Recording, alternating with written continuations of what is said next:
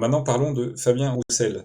Euh, donc, quand on dit, là, il y a eu un truc où Fabien Roussel, il s'est fait comparer à Doriot et Déa, qui sont deux collaborationnistes français. Alors, Fabien Roussel, le camarade Roussel, alors tiens, j'ai dit le camarade Roussel, bon bah, on peut le critiquer sur les positions qu'il a tenues sur la police en disant, euh, voilà, il a un petit peu des positions sécuritaires, quoi. Il a invité Édouard Philippe à la fête de l'Humanité, bon, des choses comme ça. Ça, on peut le critiquer. Alors après, il y a eu les critiques un petit peu, je sais pas, les critiques sur le steak haché, etc., le barbecue. Bon, c'est vrai que d'un point de vue écolo, faut un kilo de steak, c'est 14 000 litres d'eau. Bon, pourquoi pas, on peut le critiquer là-dessus. Après, bon, il y a un moment des critiques, genre, la salade de hareng, c'était l'affaire nationale. Sur la salade de hareng, camping, Franck Dubosc, beauf, facho. Non mais, ça, c'était le raisonnement qu'on a tenu. Bon, faut arrêter les conneries, ça va, et même si manger un kilo de bœuf, ça coûte 14 000 litres d'eau, ça fait pas de toi un fasciste, quoi. Faut un moment, c'est pour ça il faut qu'on arrête cet amalgame entre fasciste et enfin de traiter tout le monde de fasciste, enfin traiter des communistes comme ça de fascistes, pour n'importe quelle raison. Bon, Fabien Roussel, il a peut-être des côtés réac, enfin, je vais pas dire réactionnaire, mais réac, mais bon, bah c'est pas le premier. Il y a eu Chevènement avant, qui a tenu des idées sécuritaires. Chevènement a très mal vieilli, il dit n'importe quoi aujourd'hui, mais genre, à ce que je sache, je crois pas que Chevènement il colporte des idées fascistes. C'est un vieux con de droite maintenant, mais c'est tout, quoi. Au pire, si tu dis Fabien Roussel est de droite, bon, ça c'est quelque chose qui est pas de l'anticommunisme primaire, quoi.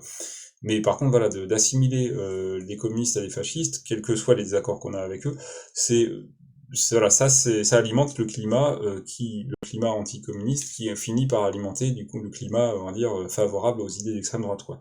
Donc voilà, faut vraiment faire gaffe à ça, quoi. Jean-Paul Sartre disait tout anticommuniste est un chien, ben il avait peut-être un peu raison, quoi.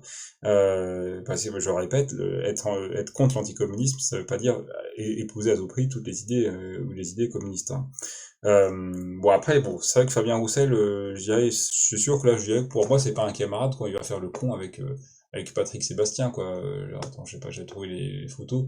Voilà, ça, c'est clair et net que pour moi, là, c'est pas un camarade, mais et là, j'ai envie de chanter avec Didier Vampas, Georges Marchais revient, quoi. Ça, c'est voilà, Georges Marchais revient, très bon t-shirt, je vous conseille de l'acheter, c'est très bien. Non, mais je dis ça, ça fait paraître, je vais paraître pour un influenceur, mais genre, j'ai aucune action, aucun intérêt à vendre des t-shirts, mais bon, c'est juste pour dire que voilà, Didier Wampas avec sa chanson Georges Marchais revient, il avait tout compris, et je pense qu'il pourrait la réaliser en mettant Fabien Roussel dedans.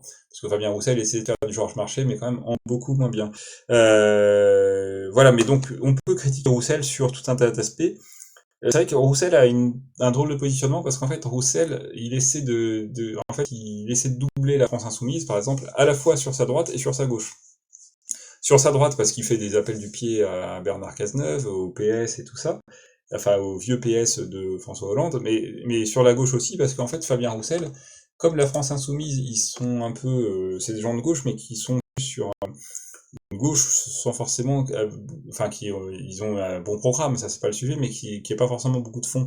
Ils vont jamais, c'est des propositions à dire de bon sens, mais c'est pas ils n'ont pas forcément une grosse doctrine en fait derrière.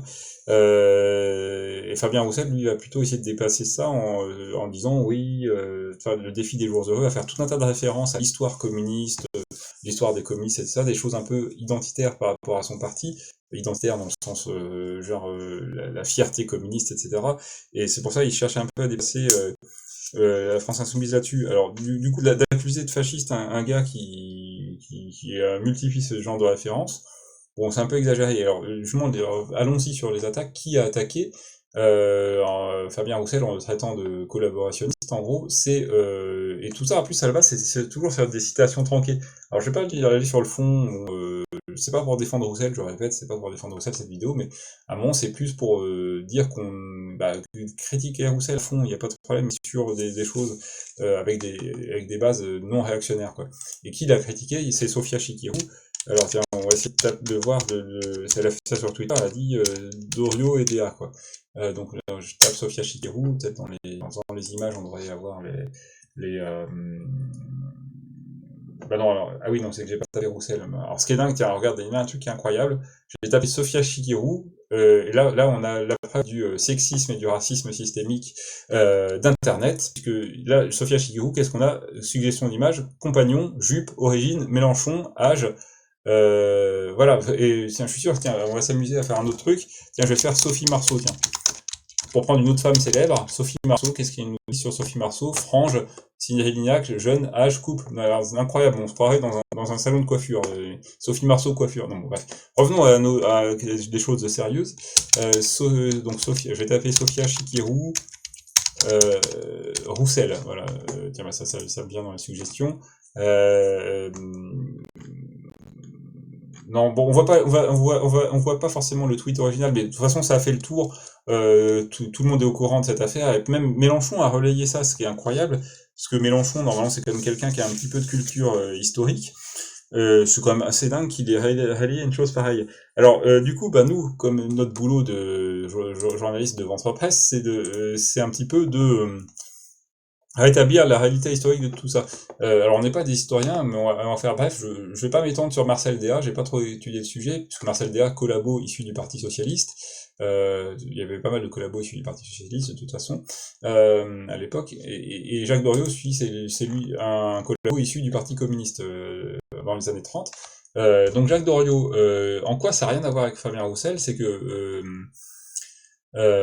bah déjà Fabien Roussel, voilà, c'est pas avec une salade au hareng qu'on fait toi un fasciste, ça c'est clair et net. Alors Jacques Doriot, je sais pas s'il mangeait des salades au hareng. Bah, il était maire de Saint-Denis, Jacques Doriot. Il n'y a pas beaucoup de harengs à Saint-Denis, surtout dans les années 30, il n'y avait pas forcément le commerce à tout va où on pouvait pas forcément acheter aussi facilement, je pense, des spécialités de n'importe où, n'importe où quoi. Euh, donc bon.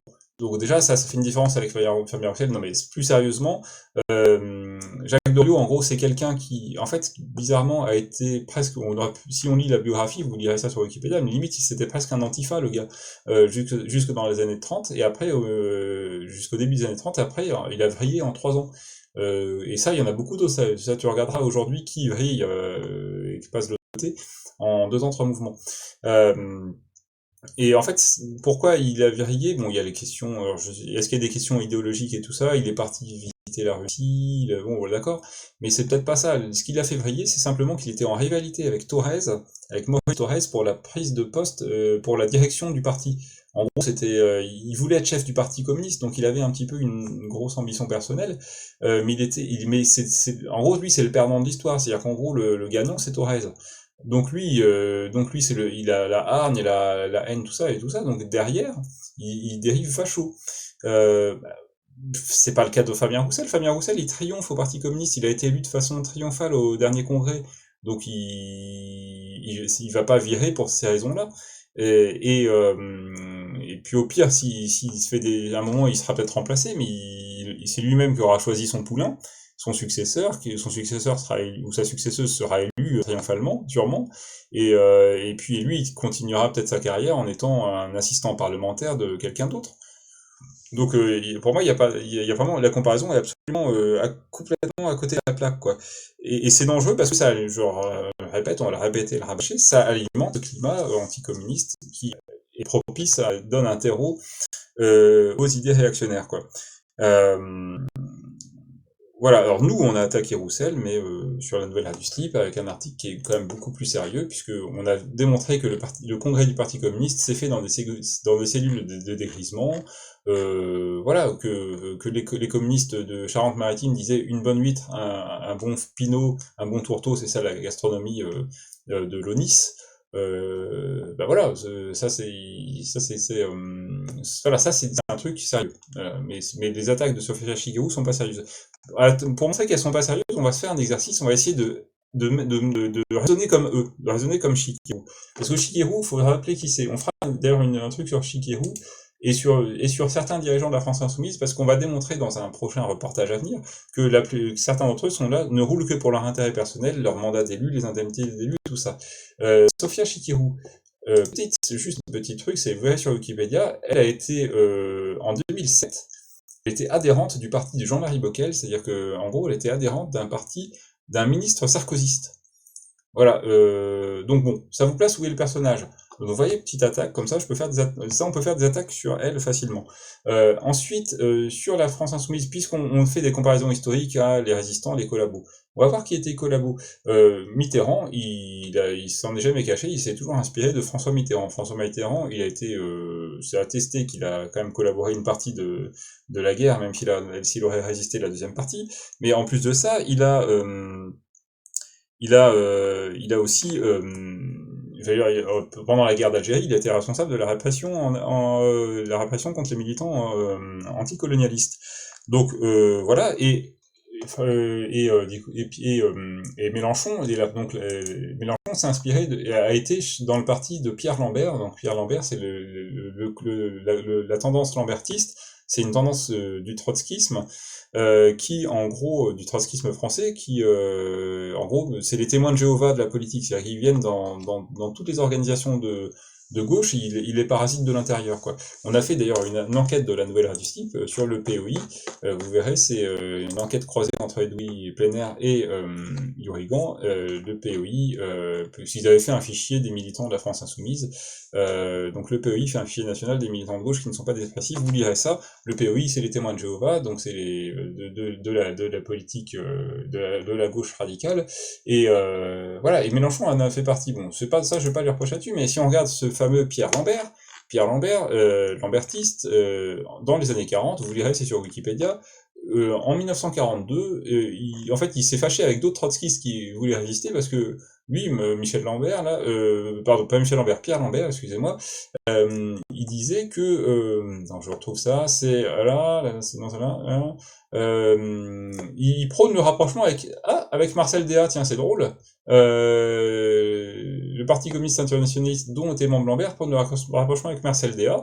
Voilà, donc Mélenchon, lambertiste, Lambert, Marcel Déat, voilà, ça on a le rapprochement, ça y est, c'est démontré. Et après, on a Pierre Boussel, il est exclu du parti parce que à un moment, il était contre la stratégie du Parti communiste français qui était de dire à chacun son boche, et il oppose l'orientation il dit fraternisation des travailleurs français avec les soldats allemands ou alliés. Derrière chaque soldat allemand se cache un travailleur. Donc ça, c'est les positions de Lambert. Donc Lambert, collaborationniste, donc Mélenchon, collabo. Non, vous voyez, non mais je ne pense pas ça de Mélenchon, mais vous voyez que les raisonnements qu'on peut faire avec en faisant des comparaisons historiques douteuses. Voilà, donc on va éviter ça.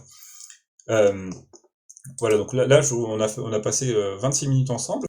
Là, je vais faire un troisième aspect du problème. Donc là, peut-être on va couper, ça fera 3 vidéos, ce sera pas mal. Mais on laissera la possibilité d'avoir la vidéo en entière et la vidéo en 3 vidéos, peut-être montée avec des petits effets visuels, etc. Donc moi, je vais essayer de comprendre maintenant pourquoi, en fait, il y a cette attaque assez massive, et notamment de la part de la France Insoumise, envers Fabien Roussel, mais pas que la France Insoumise, de manière générale. Pourquoi Fabien Roussel s'en prend plein la gueule à gauche? Alors, je pense qu'il se donne beaucoup les bâtons pour se faire battre, ça c'est